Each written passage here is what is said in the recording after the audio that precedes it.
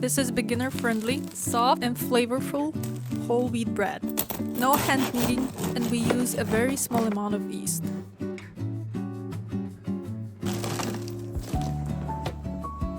For this recipe, we're going to use whole wheat flour, bread flour, salt, water, and yeast.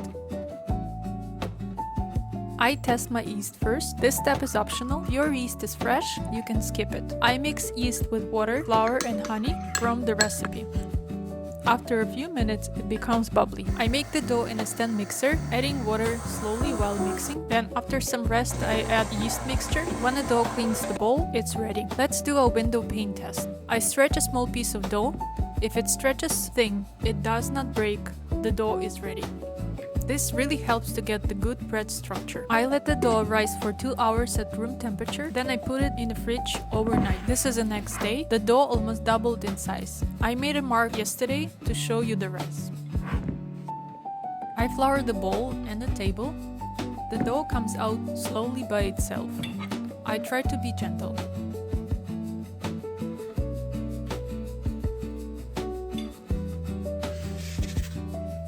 Reshape the dough into a round, cover it and let it rest. This makes the final shaping much easier.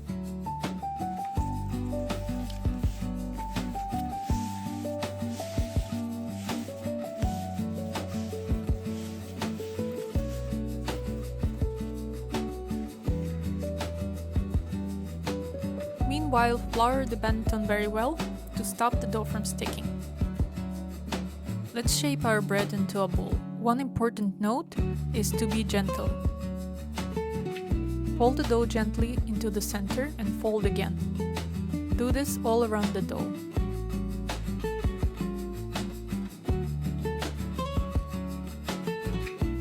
Now flip the dough over the smooth side on top. Use your hands to pull the dough slightly toward you. Turn it and pull again. This makes the surface tight. Do not tear the dough. Be gentle. When the top looks smooth and round, it's ready. The tension helps bread to rise well in the oven. Then I put the dough into Banneton to rise. The dough is ready when it looks puffy. When I touch it, it slowly comes back.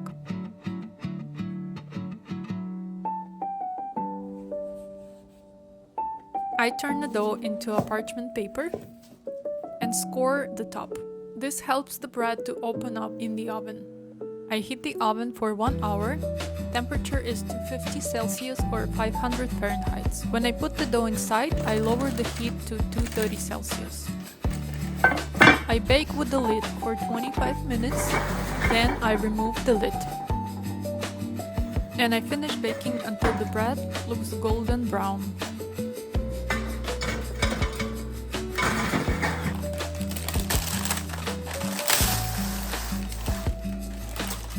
This is the final bread. Easy, healthy, homemade. Subscribe for more simple and healthy bread recipes. Ask a question, I'm happy to help.